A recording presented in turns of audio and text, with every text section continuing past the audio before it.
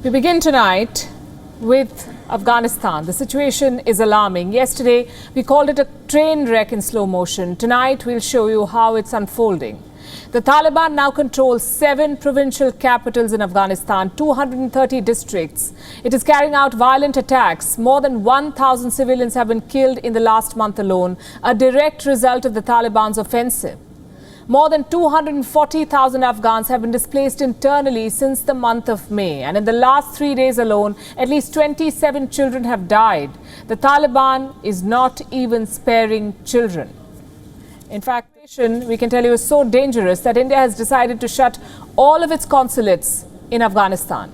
Today, New Delhi evacuated its staff from the consulate in Mazar-e-Sharif. This was the last functioning Indian mission outside Kabul. India has 4 consulates and 1 embassy in Afghanistan.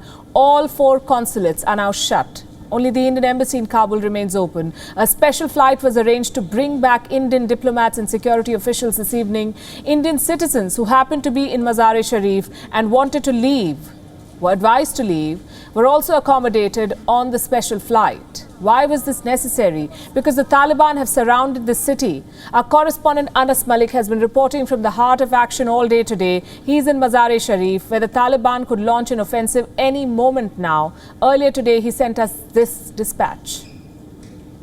I'm standing outside the Indian consulate in Mazar-e-Sharif. The Indian side has asked its citizens to voluntarily evacuate the city.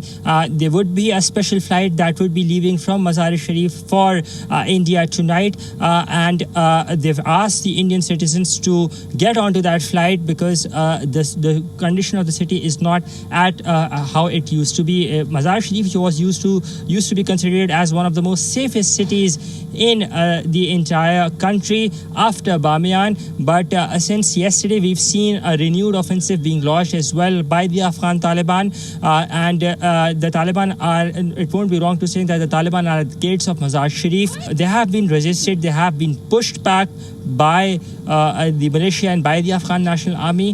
There was a fighting that was outgoing in the outskirts of the city as well. Anas Malik in Mazar, Afghanistan for WION World is One. This is a major turning point, not just for Afghanistan, but also for India. When India was expanding its developmental efforts in Afghanistan, it opened consulates in Kandahar, Jalalabad, Herat and Mazar-e-Sharif. All 4 consulates are now shut. The shutdown, we are told, is temporary. But for New Delhi, all its development initiatives in these areas have come to a grinding halt. The way things are going, an all-out civilian war in Afghanistan looks inevitable. Reports say Afghan President Ashraf Ghani now wants to arm both civilians and warlords against the Taliban. Frankly, the Afghan government is running out of options here. President Ghani believes that peace talks with the Taliban are now dead. So he's looking to mobilize and arm locals to fight the Taliban. Earlier today, we received 3 videos. They're being circulated by pro-Taliban groups. The first one shows the Taliban in possession of new military equipment. This includes a military Humvee, much like the ones that the Americans used. Another video shows the Taliban with a tank. Since they began their offensive in the month of May, the Taliban, we know, has been seizing weapons and arms from the Afghan troops. So this could very well be an Afghan/American military tank now in possession of the Taliban.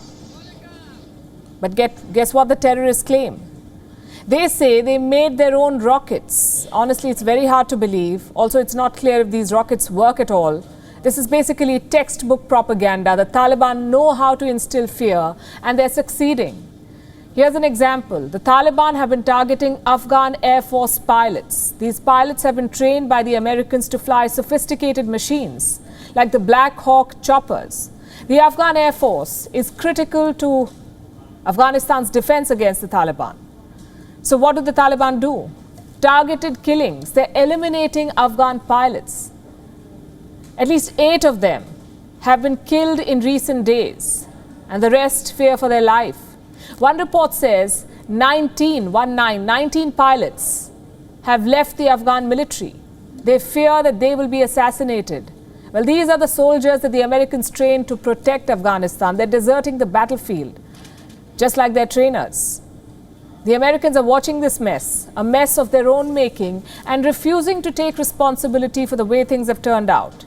Washington says It is, quote unquote, up to the Afghan security forces to defend the country. Team Biden is living in denial. The US Department of Defense was asked about Afghanistan. Do you know what they said?